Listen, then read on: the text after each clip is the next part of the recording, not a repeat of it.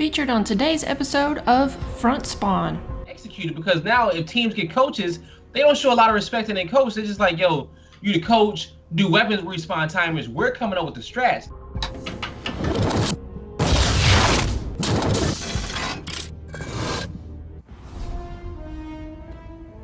So we're kind of figuring this game type out and figuring the new game out with mechanics and new weapons and new strategies of not putting a weapon down or putting a weapon down. How do you guys think the meta game will change and evolve in the future? Yeah, I've thought a lot about that, right? Because that goes back to the conversation we said, should it be one game type or multiple?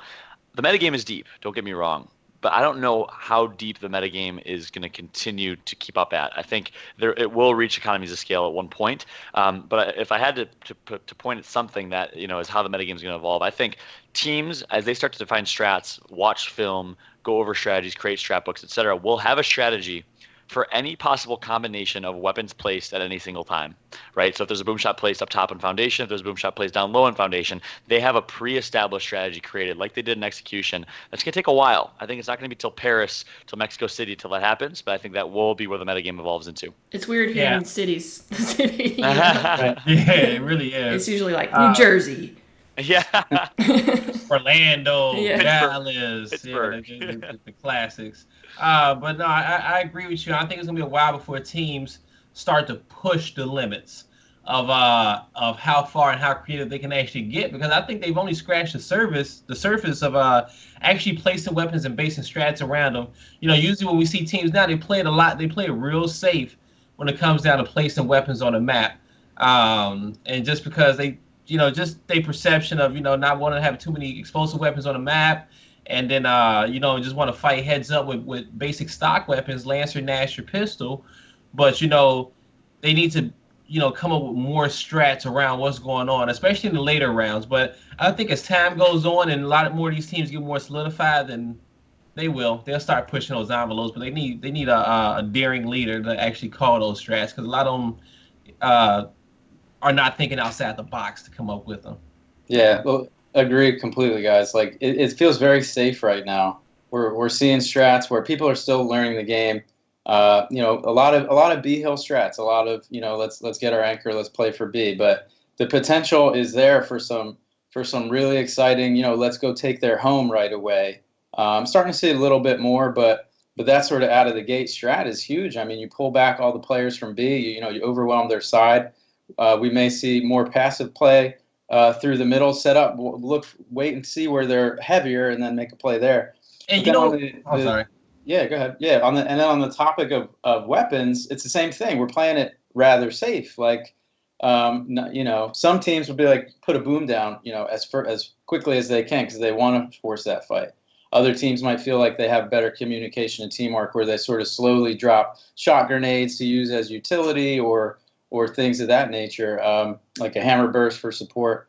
But a lot of these weapons that aren't getting utilized yet have a purpose, and I'm really excited to start seeing players start to use the retro, start to use the overkill and the enforcer, because if you allow that player to sort of lead an area and take advantage of what it can actually do, we might sort of see some new and fun things open up. So we haven't even tapped into the weapon side of things yet. Yeah. And I think the big thing about it is that a lot of the times where you can actually come up with these new strategies, they're kind of mid-game. You have to have a leader in your team that can tell enemy tendencies, all right? Because the reason why I say that is because usually before you do an opening strat, right?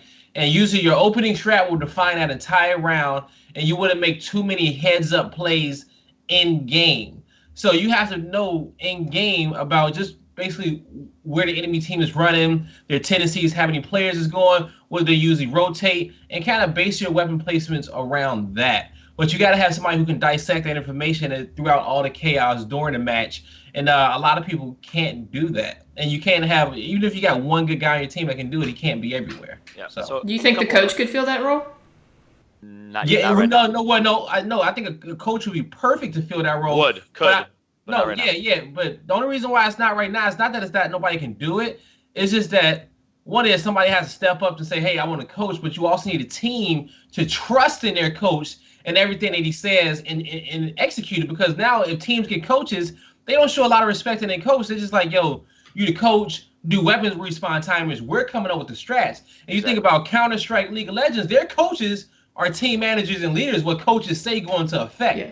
It's just like athletics, you know. Yeah, exactly. What are the New England Patriots without Bill Belichick? I mean, they're absolutely nothing. Right. He makes chicken soup out of chicken shit. Yeah. You know, so I think the problem is, and I'm going to be honest, I'm going to call out the coaches a little bit. The problem is the coaches we have in the game right now. Not one of them is a former highly competitive professional player. Not one of them ever played and competed at that level. So there's not the level of trust there. Whereas I truly think any of the three people on this call, between the three of us that competed professionally, and maybe Prospect, who's no longer on a team, if folks like them would fill into a coach role, I think that role could blossom. Well, to be fair, there's a bunch of NFL coaches that haven't played at the professional level. That's true, but they grew up playing. Yeah, yeah. They grew up, you know. That's a good point, Brett. That's a good point. I think they could do it. They're just the teams don't trust them, and they haven't stepped up into that role. Yeah. I think they could do it. I think Ashes and Ryan easily could. But they have to be there. And I think if Ashes makes a call out, or if Ryan makes a call out, like, hey, I need you guys to go 2 here, drop boom shot here, watch out for incense. They're gonna be like, yo, you're crazy. Relax. Exactly. Yeah, relax. You're right. crazy. You're right. But I feel like if I was to like take a team on like let's say if I was a coach of one of these new Vex rosters or one of these new and upcoming kids, and I told them to do something, it's gonna be law. Okay, because I'm up here, I see what you can't see. You know what I'm saying? Just let me control the tempo of the game and let me be a coach, and I guarantee you, I bring victory. Hell. Agreed. One last thought on the metagame piece. I think, Rob, you said this well. Blaze, you said it well. To summarize, teams right now are very reactive in their weapon placements. They're reacting to what's going on in the game. What's going to change is people are going to start to become way more proactive. They're going to set a weapon in a certain spot because they have a strat on that spot that they know will work. Right? That's not happening right now. Right now, it's very like barbarian. It's very like Neanderthal in strat placements. It's like, let's place a boom shot because we can headline into the boom shot fight. We can force them to fight us. Or let's place a shot grenade and use it at the B hill. Like very basic. But that's going to develop a lot further, I think, down the line. And the reason why, so on certain rounds, like round 6, 12, 13, round 5 and 11, where the next round you can remove a weapon off a map. Okay, if you was to take, those are good rounds to take daring strategies. Those are good rounds to kind of put bait weapons on a map to do something completely different, you know? Yeah. And they're not, like you said, it's very reactive, right? It's a very, very passive defensive chess style that they're playing. And they need to be aggressive and set the tempo and set the enemy team up into what they want them to do. And take advantage of those rounds where you can actually remove weapons off the map. But like you say, John, I agree with you. They're being very, very reactive. Like, oh, I don't want to do it. Let's see what move they're going to make. We're not sure yet. They're not controlling the tempo of the game. And actually, I think that's one way how you will beat Optic is if that you can outthink them when it comes down towards the weapon placements. All right, you have to know how to think 6 rounds ahead of what they may do, what they may remove, or what they may place. And it takes a real strategist to do that. And we don't got nobody who can do that yet. Prospect, I'm calling you out, my man. Listen, you'd be the best coach in the history of this game if you decide to hang up the sticks. That's all I'm saying. You still can play though. Next time on Front Spawn. It's tough, but again, like I go back to Foundation as I think being a map that everybody really has embraced at this point. Yep. And not all maps are necessarily like that.